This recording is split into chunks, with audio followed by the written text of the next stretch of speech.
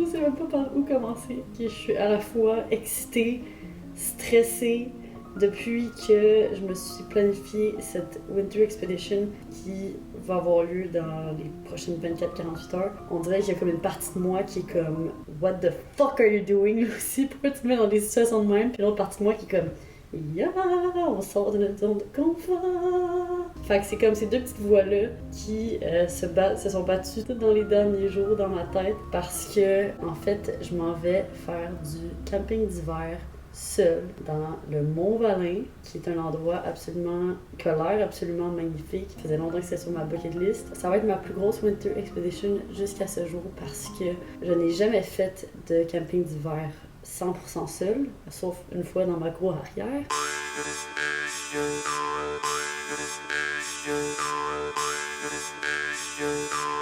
Donc, je sais pas si ça compte vraiment. Là, je vais vraiment être au milieu de la nature, là, au milieu d'une montagne. J'ai jamais fait ça. Est-ce que je suis prête? Je sais pas. J'ai l'impression que je suis un peu rouillée aussi. Comme vu que j'ai juste fait du camping d'hiver l'hiver dernier, tu sais, là, j'essaie de comme tout rassembler mon équipement, mais j'ai peur qu'il manque quelque chose. Fait qu'en tout cas, là, ce matin, je prends ça relax. Je profite de mes derniers instants de chaleur dans ce petit hôtel qui est comme à peu près à mi-chemin entre Montréal puis le Saguenay, qui est où je m'en vais. Ben, à mi-chemin. Plus qu'à mi-chemin. Mais c'est ça. Là, je vais aller manger, puis je vais réviser tout mon équipement, puis après ça, ben, on va y aller. Oh my god.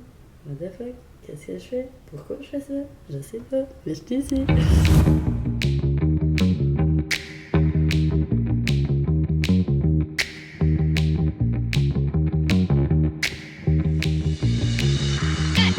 Bon, ça y est, je suis arrivée. Je suis à l'intérieur du parc national des Monts-Valin. Là, je suis allée passer à l'accueil pour signaler le fait que je suis ici, parce qu'on sait jamais qu'est-ce qui peut arriver. On dirait qu'il y a littéralement personne d'autre qui vient camper ici. Je suis sûrement la seule fucking détraquée mentale qui vient camper quand il annonce du ressenti moins 35, moins 40 cette nuit. C'est assez spécial parce que je suis comme venue me parker ici. Là, je sais pas si vous voyez, mais c'est une route. Puis il y a juste plus de route. Dans le fond, je vais juste m'enfoncer dans la forêt par là, puis me trouver un petit coin, puis dormir là. Petite mention spéciale à mon kit. Go Crush! Double please! C'est genre ultra chaud à l'intérieur et à l'extérieur. Ça me garde au chaud. En plus de me garder avec du swag. I came from the mud. There's dirt on my hands. Strong like a... Prête. Fait froid, mais c'est pas si pire honnêtement. C'est cute, hein? Ça marche. Strong like a tree. There's roots where I stand. Oh, I've been running from the law. Hope they won't shoot me down soon.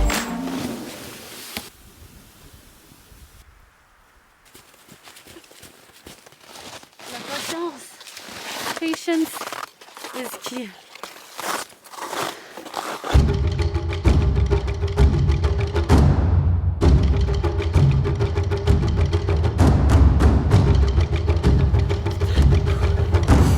Arrivé au camping spot, juste là. Je pensais être la seule, mais finalement, il semble être arrivé avant moi. Qui a clairement le meilleur spot. Parce qu'il est juste en face de la rivière. Mais c'est pas grave, je vais me mettre là. Mais sinon, il n'y a personne d'autre.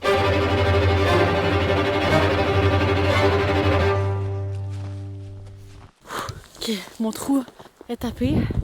Encore une fois, le soleil se couche tellement vite. On va bientôt être caché derrière la montagne. Puis ma tente n'est pas encore montée. Ce qui est vraiment cave. Je me fais avoir à chaque colisse de fois, tabarnak. Puis là, en plus, difficulté additionnelle, j'ai une nouvelle tente que je n'ai jamais montée. Fait que j'espère juste qu'elle va être facile à monter. Tabarnak, je suis désolée. Fun fact, je n'ai jamais monté une tente à piquet. Sauf une fois dans un après-balle très saoul, puis c'est toutes mes amies qui ont fait toute la job. On va essayer de figure out. Le soleil se couche.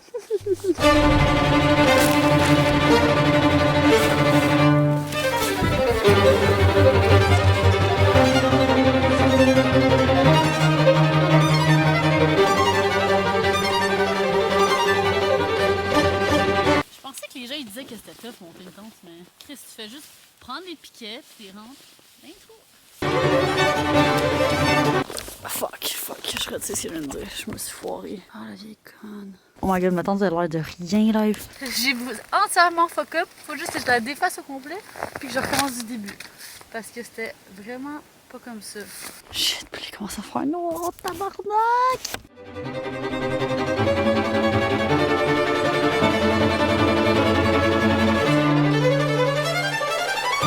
Plusieurs morales à tirer de cette situation qui vient de se passer avec ma tante. Numéro 1, ne jamais déclarer victoire trop rapidement. Numéro 2, karma is a bitch. Et numéro 3, toujours regarder s'il y a des instructions. C'est vraiment cave d'assumer que c'est si facile qu'il s'en a l'air.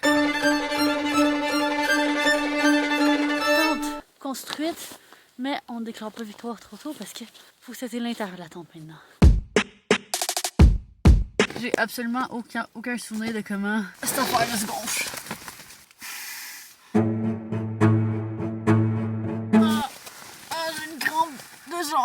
Pourquoi une crampe de jambe, je sais pas. Oh.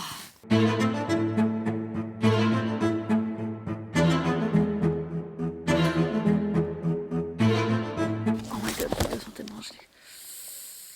Ok, il faut vraiment que je réchauffe. Ouf. Maintenant que la tente est setée pour la nuit, je vais me faire un feu parce que ça se refroidit tellement là, genre j'enlève les mitaines 2 secondes puis oh my god, j'ai mal. C'est un spot où est-ce qu'il y a d'autres gens ont fait un feu avant. Fait que, lucky for me, j'ai pas beaucoup à creuser.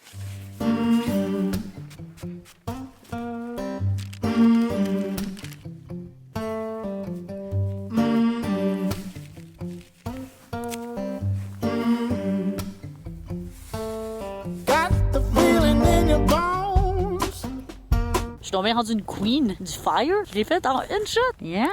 Feu, joli feu, merci de m'avoir aidé. Merci de t'être parti facilement et super rapidement. Hey, merci de me réchauffer. Je vais faire fondre la neige pour faire mon petit souper qui est du pad thai. Ça, c'est du Happy Yak. En plus, c'est une compagnie québécoise, gars. C'est tellement nice. C'est de la bouffe déshydratée. Tu mets de l'eau dedans, puis tu le manges. Ça va faire différent de mon craft dinner habituel.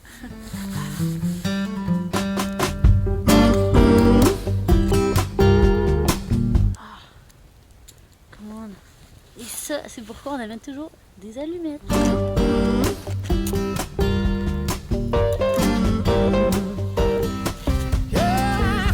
Bon, double fuck-up. J'essaie de faire fondre l'eau de ma bouteille. Puis j'ai juste réussi à faire fondre la bouteille, tabarnak de calice. Mais ici, ça marche pas mieux non plus. Mon jet boil vient de me lâcher, est-ce que ça part en couille. Ça part en couille. Je répète, nous n'allons pas nous laisser nous abattre.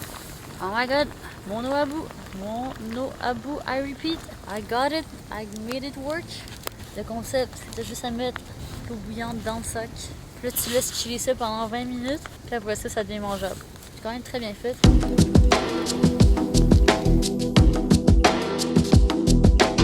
Donc, heure de vérité. Ma bouffe est prête. Ça ressemble à ça. Oh my god. Ah oui, c'est trop bon. Oh, ça fait tellement du bien. Oh fuck. Oh shit. Ah, je viens de brûler ma salopette. Tabarnak. Non! Checkez ça. Colisse de vierge. Ah, je brûle tout à soir.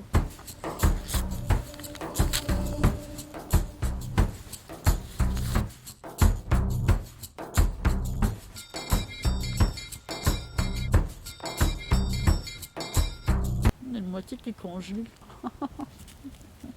Oh my fucking god. J'ai rentré au chaud dans la tente. 2 choses qui ne pas ensemble habituellement en camping d'hiver. Mais grâce à mon Mr. Heater. Oh my god. Je sens plus mes orteils, honnêtement. J'ai peut-être un début d'engelure là. Ça fait vraiment longtemps que je sens plus mes orteils. Je pense pas que j'aurais pu toffer la nuit si c'était pas de ce petit truc là qui me réchauffe là. Parce qu'il fait froid en tabarnak aujourd'hui. Oh.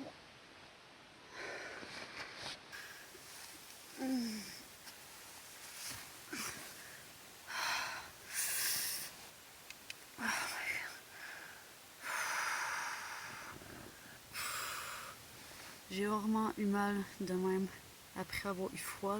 I guess c'est comme tout mon sang qui recircule.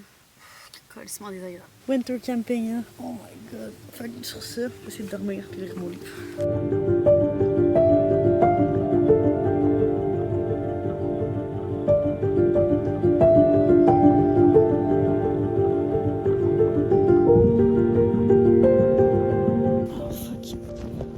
Du matin, je vous parle à l'intérieur de mon sleeping bag parce que genre il fait fucking froid. J'ai un peu froid aux pieds. Je reste en petite position fœtus. Autrement, j'ai quand même réussi à dormir, mais je me réveille souvent. Puis j'ai envie de pisser tabarnak. Qu'est-ce que je fais? Je pense que je vais juste attendre demain matin.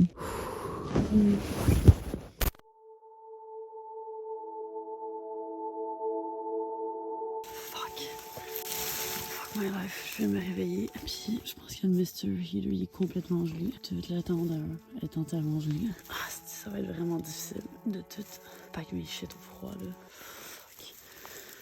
Oh my god.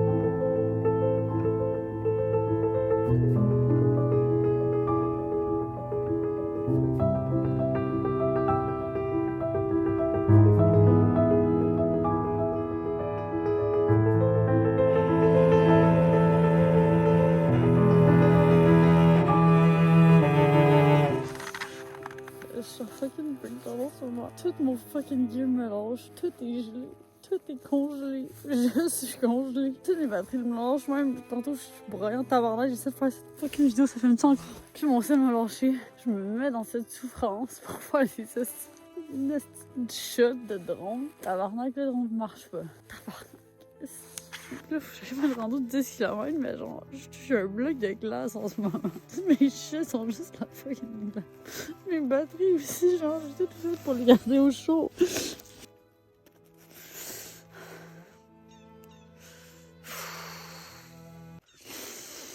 Ok, là, je suis en mode survie, là, genre, fait que j'arrête d'essayer de filmer parce que tabarnak, y'a rien qui marche. Juste, j'efface ça au Chris, puis que je m'en aille.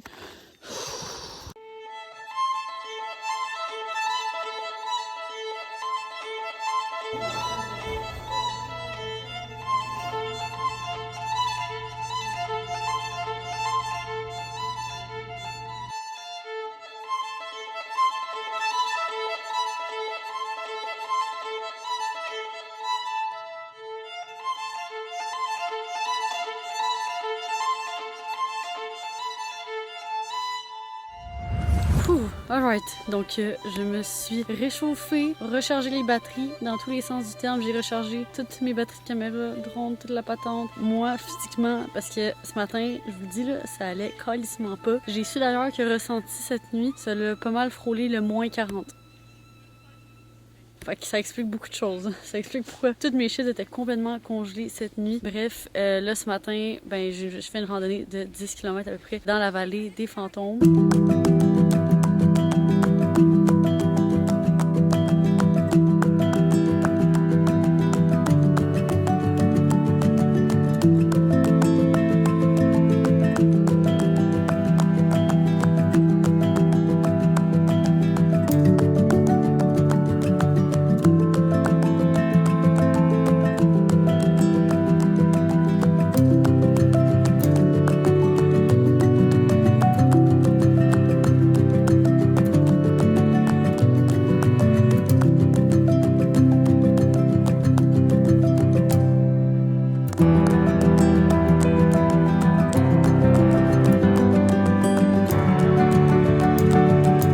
Bienvenue officiellement dans la vallée des fantômes, un des endroits où il y a le plus de neige qui tombe au Québec.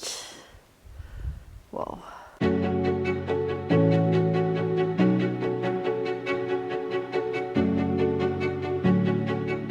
my fucking god, guys. Je suis quasiment rendue au sommet. 4 km plus tard. 4 km aller, 4 km retourner. Je me suis levée, je suis tellement épuisée, j'aurais jamais cru faire ce rêve. And here the fuck I am. Yeah! Je suis fière de moi, Chris. Peut-être ce qui s'est passé dans les dernières 24 heures. Tabarnak, c'est beau!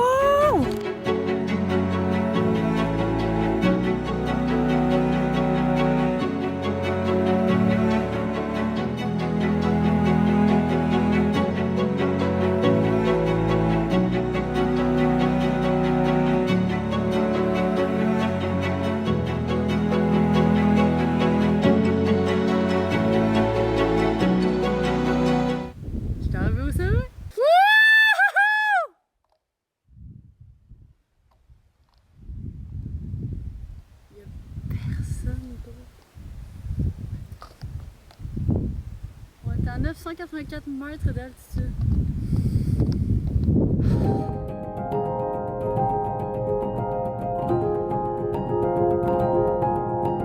Retour avec un guide par du hors-piste.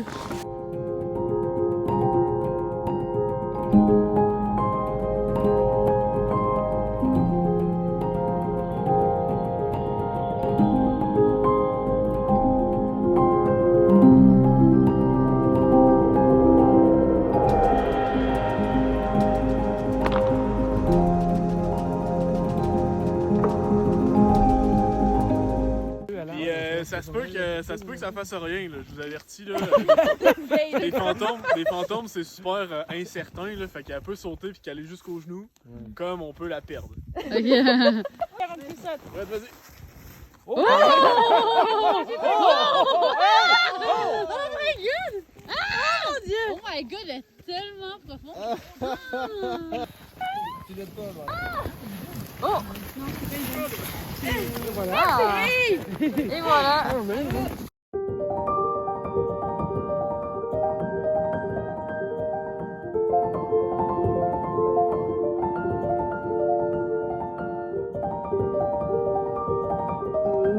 my fucking god! Je viens d'arriver chez nous! Il est 11h. Je pense que j'ai jamais autant pué de toute ma sainte vie.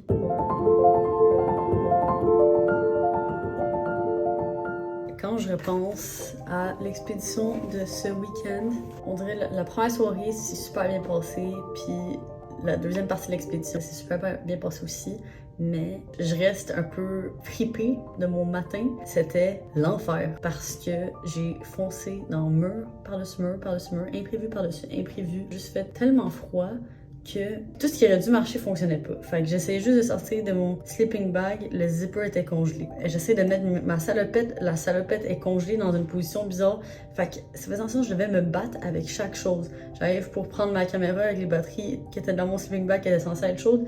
Fait que les batteries ont gelé. Ils sont pas censées geler. Pourquoi ils ont gelé? Je le sais pas. Mais overall, tu sais, je suis super reconnaissante de l'expérience parce que ça m'apprend beaucoup de choses. Probablement, ça m'apprend que dans la vie, même si tu penses que t'es préparé, des fois, tu vas juste jamais l'être parfaitement. Puis il va quand même t'arriver des shit que tu t'y attends pas. Moi, j'avais déjà eu de l'expérience en winter camping, mais c'est toutes des choses qui m'étaient jamais arrivées. Puis tu es dans une situation où est-ce que tout se passe pas comme t'avais prévu, puis tu rentres en mode survie, ben faut que tu passes à l'action, puis t'as plus une minute à perdre. On dirait que j'ai eu genre pendant un genre de 20 minutes que j'étais comme un peu en mental breakdown parce que là je réalisais que tout se passait pas comme que je voulais, que j'allais pas pouvoir prendre les shots de cam, que j'allais pas pouvoir prendre mes shots de drone, que tout mon équipement est en train de me chier one by one, puis je restais là à rien faire. Mais je veux dire, c'est pas en restant là à rien faire que la solution va se trouver. En fait, à ce moment-là, il y avait juste pas de solution, puis ma seule solution, c'était juste de pack mes shit up, puis aller à la shower au plus crisp, parce que je suis en train de plus sentir mes mains, plus sentir mes pieds, plus sentir ma face. J'étais colissement pas bien. Je dois aussi avouer que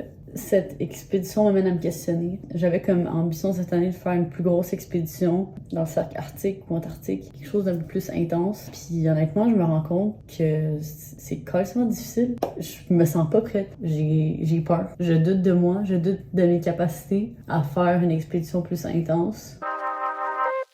Je suis un peu perturbée. J'ai eu mal. Même en ce moment, j'ai une partie de mes orteils que j'ai perdu la sensation. Ils ont l'air corrects, là. Je pense que ça va juste prendre une couple de jours à revenir.